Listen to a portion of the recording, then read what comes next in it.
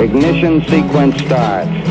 6, 5, 4, 3, 2, 1, 0. Liftoff. We have a liftoff.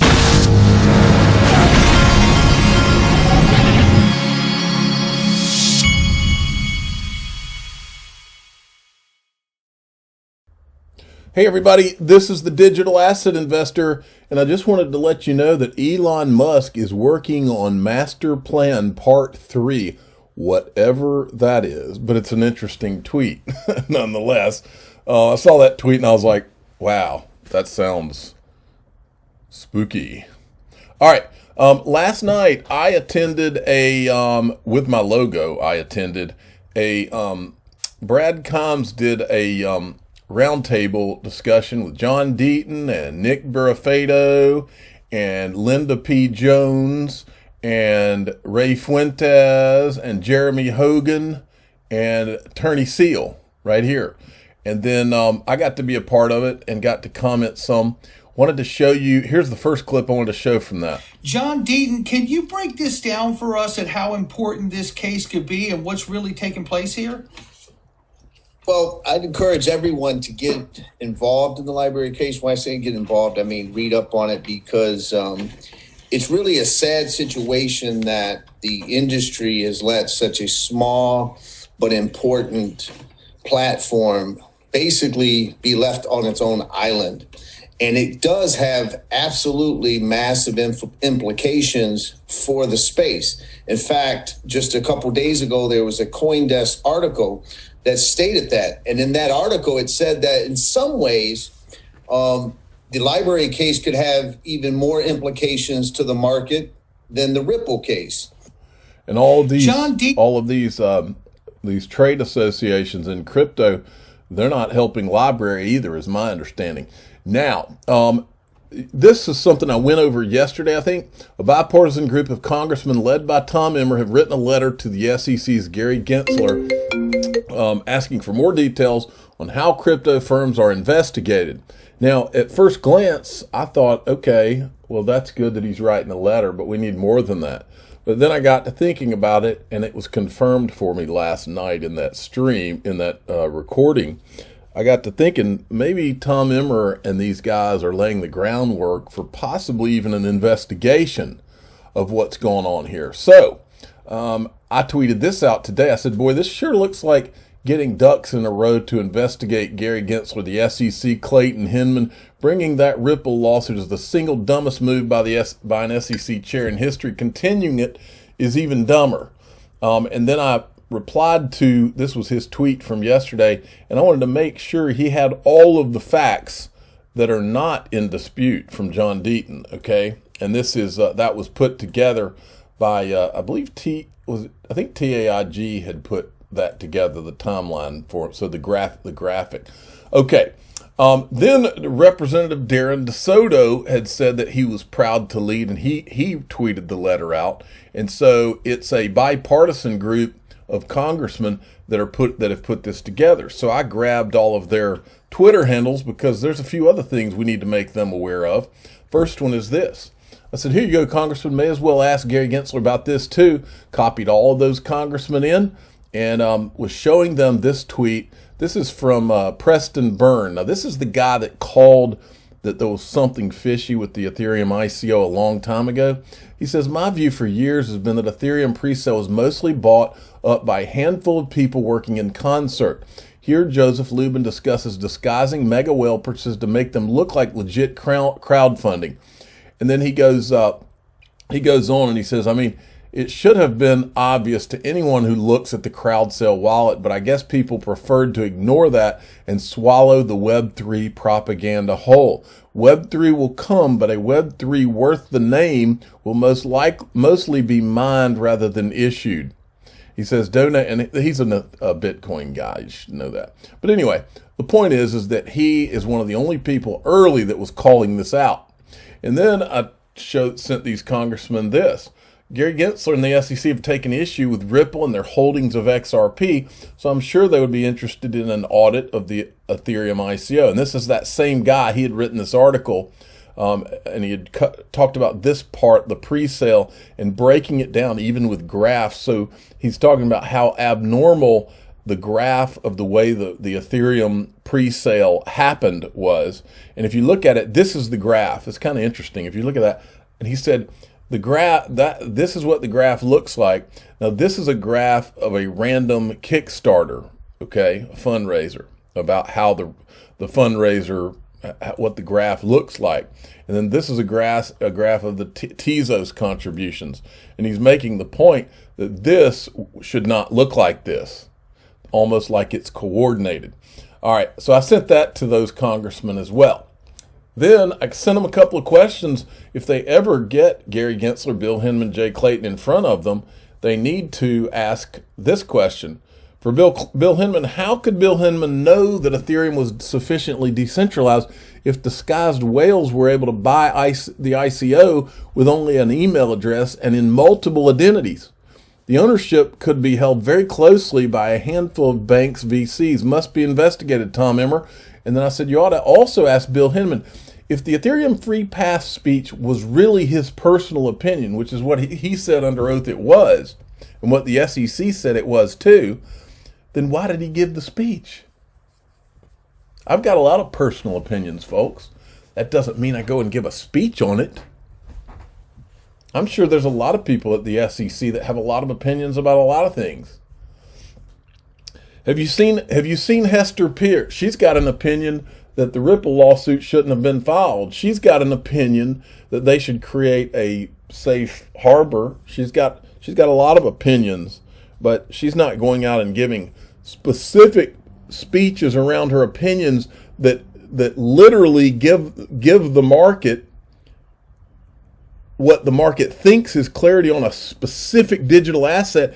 Then she's not going on to CNBC to reinforce that idea that has been given to the markets and not correct anyone on it being a personal opinion instead of being any kind of direction for markets. She's not doing that. Nobody does that. So why did he give the speech? I think we all know the answer to that. Congress now knows TikTok. Now, last night in that stream, this is what caught my eye from John Deaton. This right here. Listen to this clip.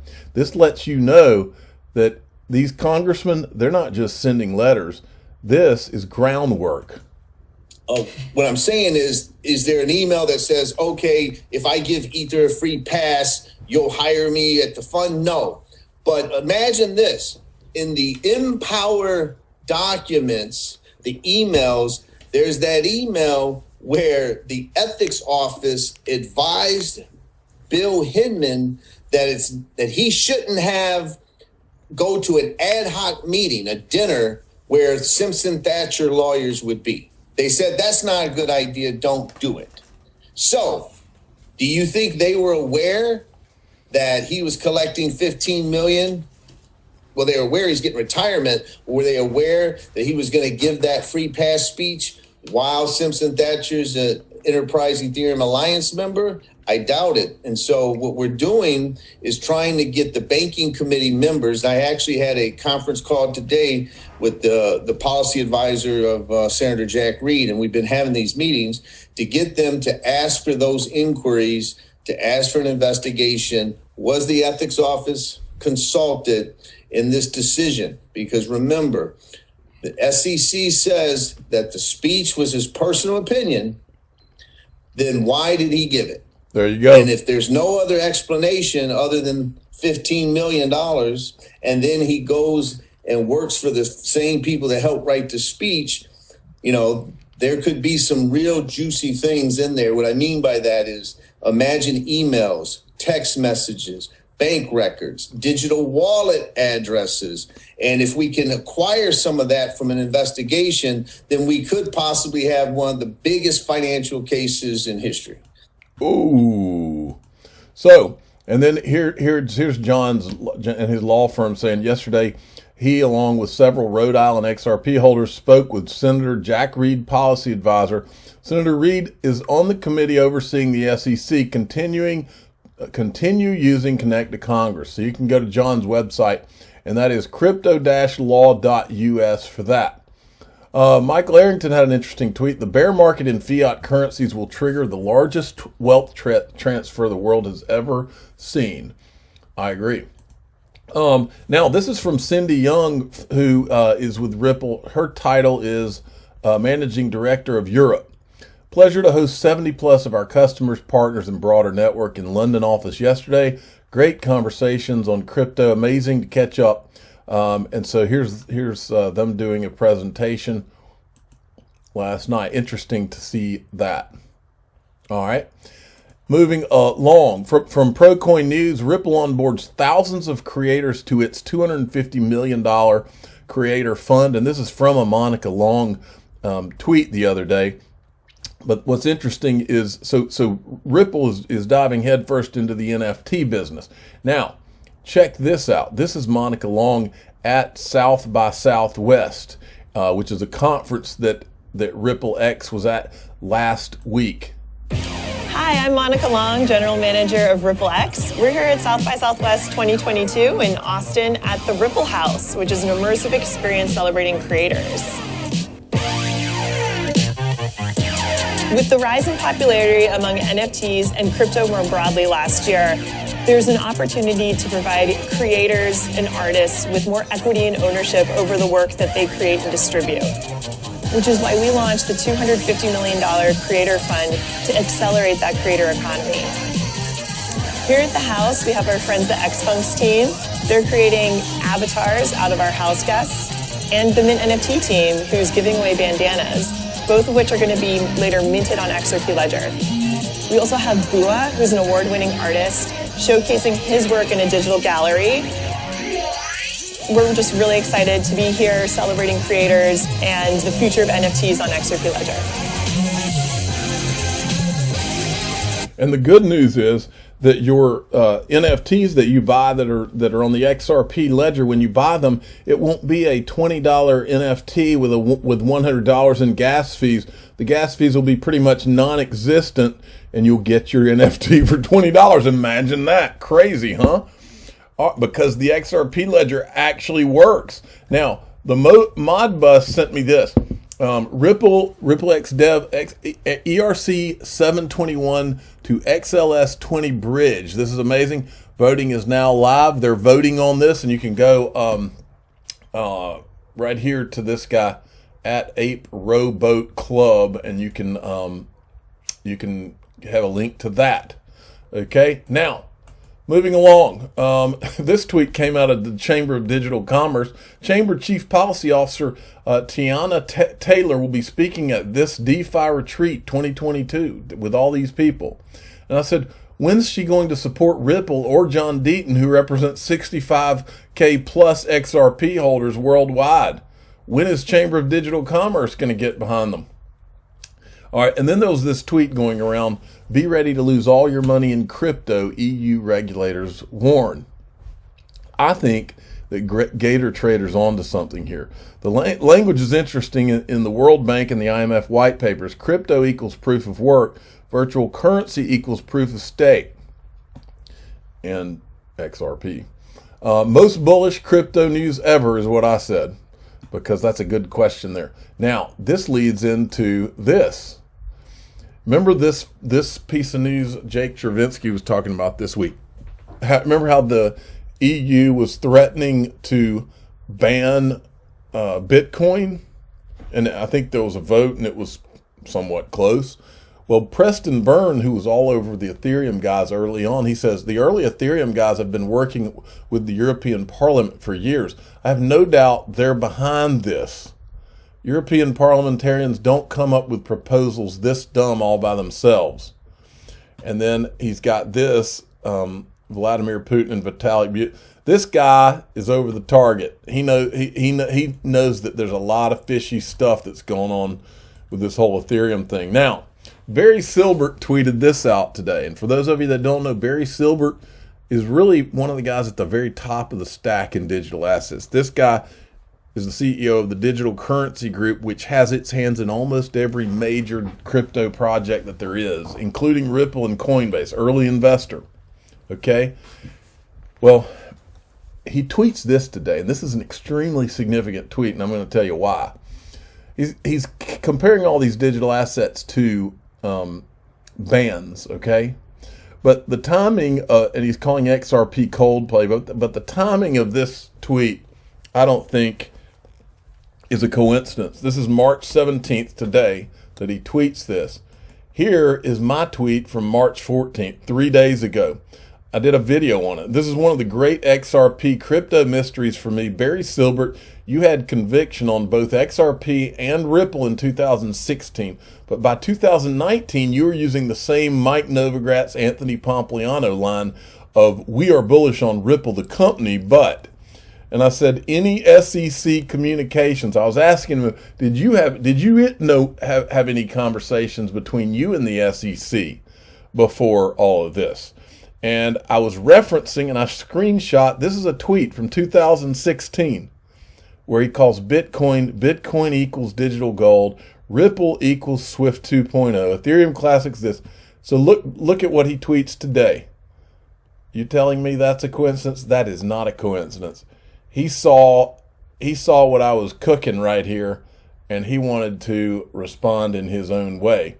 Now, this is the way he responded, and I believe this is his. If I'm trying to read this, folks, I believe this is his way of saying XRP is in the game, folks. It's in the game. Don't worry.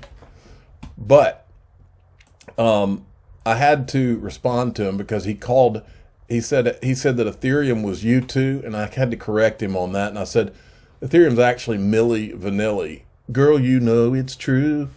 For you young people out there, Milli Vanilli was a group when I was a kid. It was these two brothers, like good looking, I think they were German models, and they came out with this group, Milli Vanilli, and then I think they were at a concert, and somebody realized that they were lip syncing, and then it turns out that they had never sung the song. It was actually created, and the voices in the song were another group completely, and they weren't the voices of these two guys. It was like a big huge scam. And so anyway, so I think that the comparison here is appropriate. I'm the digital asset investor. I'm not an investment advisor. This is for entertainment purposes only. Please subscribe, hit the like button, and tell your friends and family that Ethereum is like Milli Vanilli, not U2. Thanks for listening.